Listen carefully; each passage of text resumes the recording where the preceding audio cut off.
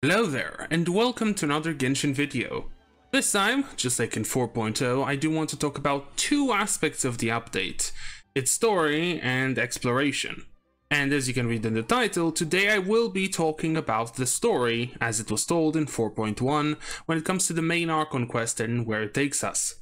The rest, like world quests and the new area, I will talk about in the next video. So without further ado, let me tell you that this video does contain major spoilers for the 4.1 Archon quest, so if you haven't played it or you do not want to get spoiled, please do click away. But if you do continue watching and you do enjoy the video, please leave a like, comment or subscribe. Disclaimer out of the way, let's get started at the very beginning. Well, not literally, I mean at the start of Act 3. So, like I theorized in the trailer reaction, the Traveler is indeed being sent to the Fortress of Meropide as a prisoner, but not for the reason I was thinking. I initially thought that one of the weird Fontainian laws would send a player there, and not the fact that Neuvillette needed help with knowing Child's whereabouts. So I do wonder if the premise under which Neuvillette sent us there was an actual law, or just made up then and there. Hitting a cake meant for Furina being punishable with prison time? Sounds highly unlikely, but who knows with how screwed the system really is in there.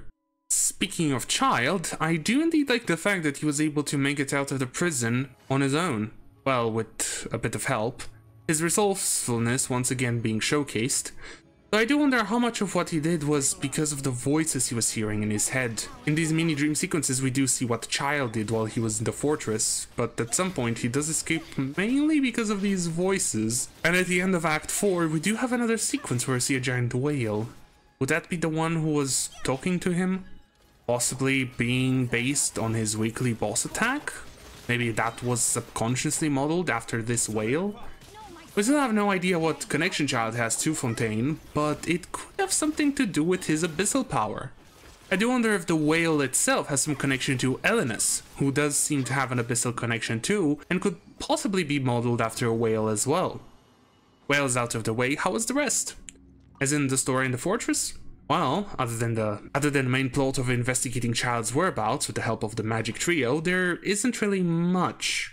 The people appreciating life there, and especially the changes Riously brought, was a really nice touch, but there were a couple instances where it seemed like it could go in a class difference situation, with talks about above ground folk and underworld folk. To be fair, with a lot of people in Meropide being criminals sent there on who knows what charges, it kind of makes a bit of sense that there would be a disdain for ex-convicts, and especially with how the people of Fontaine look at the trials as a spectacle to begin with. I think this could have been done a bit better by expanding the Poisson base in the court to be more of a small underground city. Maybe there could be mainly ex-convicts and ostracized people to show this sort of class system that Fontaine would have, rather than this being meant to be just a passing comment during the main quest. Riously.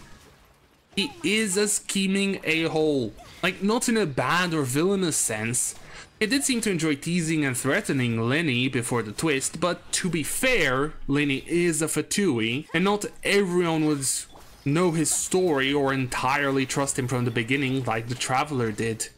Initially, with no real context to Riously's true intention, I also thought that he'll be more villainous, but nope, the twist was that everyone was safe and sound.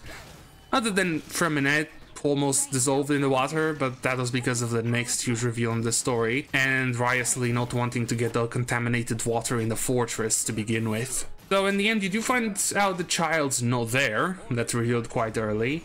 That Lynette and Freminette are safe, thanks to Riously and Chlorine, and that Riously is a good guy. Well, on to the bad news. Primordial Sea is leaking in the waters around Fontaine, and will slowly make them poisonous to the people living there. But where does it come from? Where is this mystical Primordial Sea? Well, after the main part of the story is done, you follow Riously further into the secret parts of Meropide, and you find a seal with a barometer showing that the pressure has been building up. Building to what exactly? Well, building to the waters of the Primordial Sea bursting through and flooding the fortress, and then going straight to Fontaine. That might be the prophecy, its end, or at least it seems to be. The Primordial Sea has the ability to dissolve Fontanian citizens, and if the seal breaks, then it will flood the whole nation. A thing that almost happens right now. Not long after the reveal of the sealed door, you go back up to Linnea Lynette, but then the seal starts to break. You go back down in where it was, and you find Risley and Clarine trying to stop it, but not even an ice vision is powerful enough to stop it from engulfing everything. This is where Neuvillette plays a part and shows us another tease at his true power and identity. He goes down into the fortress and actually manages to stop the flood from happening by putting a new magical seal where the door to the sea was. But unfortunately for us, that is only a temporary fix, as it seems to only delay the inevitable. Now, what about Arlecchino's line and teaser that were in the trailer? Well, she doesn't have a meeting set up with Furina to talk about things that Furina really doesn't want to talk about, mainly because she's scared out of her mind when it comes to interacting with Arlecchino. That is revealed to be because Arlecchino actually tried to assassinate Furina, but she didn't go through with it as it felt it was too easy. Furina didn't fight back and actually begged for her life, just like her line in the trailer. No real guards either as well. What's going on there? We do hear some theories that Furina might be cursed in some way, or what if Neuvillette is the real Archon, but that is later actually talked about and revealed in some way, but I'm gonna be talking about it in just a tiny bit. The meeting itself started nicely, getting introduced to each other, and getting the official placement of Arlecchino as the 4th of the 11 Fatui Harbingers. That is actually awesome because we finally have even further confirmation of placements. And also some small talk. But later, Arlecchino does start digging deep into the prophecy part and asks Furina what is she doing about it. What is she doing about the prophecy? Does she have a plan? What about if the prophecy actually happens? Does she have a way to save her people? Is she doing anything at all?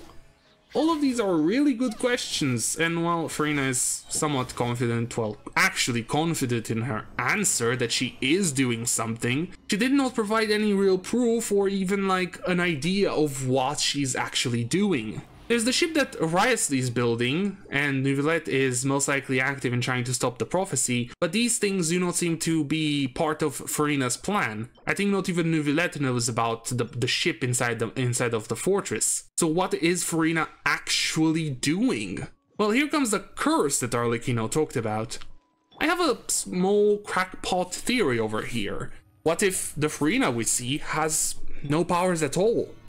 She's a manifestation created by the real Furina, similarly to what the Oceanids can create. Think back to the 3.8 update and how the Oceanid there was able to create these people around the domain, which could talk and live like normal people almost. What if the real Furina has been trying to find a way to stop the prophecy ever since she became an Archon, or at some point in the past? The only thing to really hint at this is the fact that Furina doesn't seem to have any powers, or at least she has no combat capabilities, and the fact that she has different colored eyes.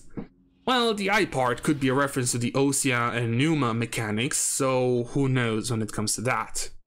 I feel like having another Archon clone or puppet plot point would be repeating from Inazuma, but there has been quite a while since then, so repeating this plot point wouldn't be too bad, I guess. It could also be possible that Furina might need the Gnosis in order to use the powers as an Archon, as you don't really know. It's possible that not all gods in Teyvat are all powerful like Venti, Zhongli, or A. There could be gods that are just less powerful in general. Furina might just be one of those minor gods who just became an Archon because she was the successor.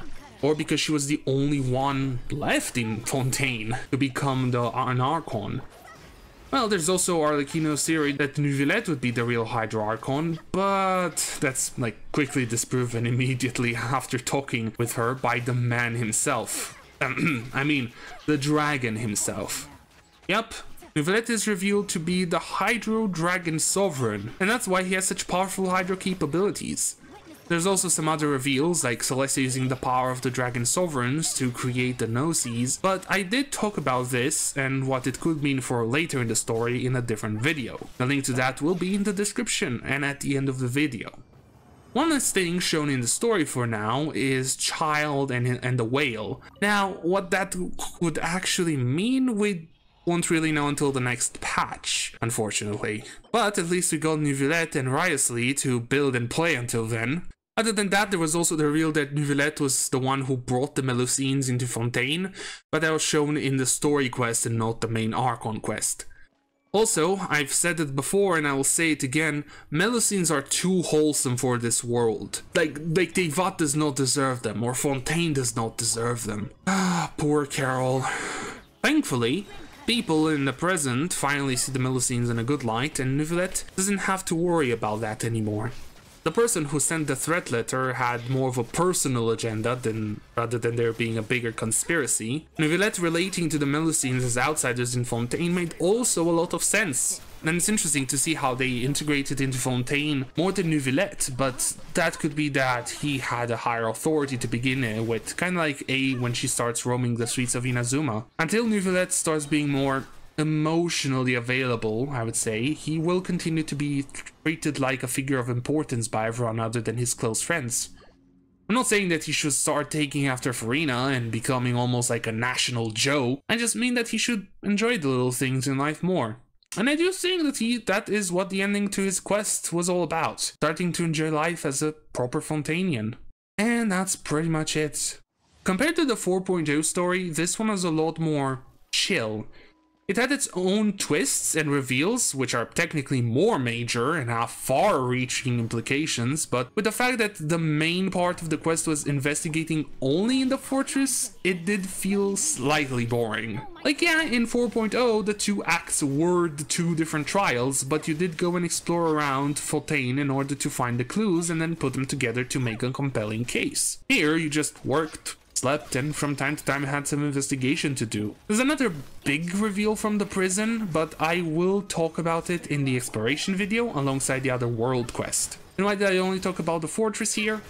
Well, that's because 90% of this update's main story happens in it. Everything else, like the floating water cubes, are part of the exploration / world quest aspect of this update. Even with that, I still thoroughly enjoyed playing 4.1's story. Well, now we come to the end of the video. I really hope you enjoyed watching it, and I will see you in the exploration video.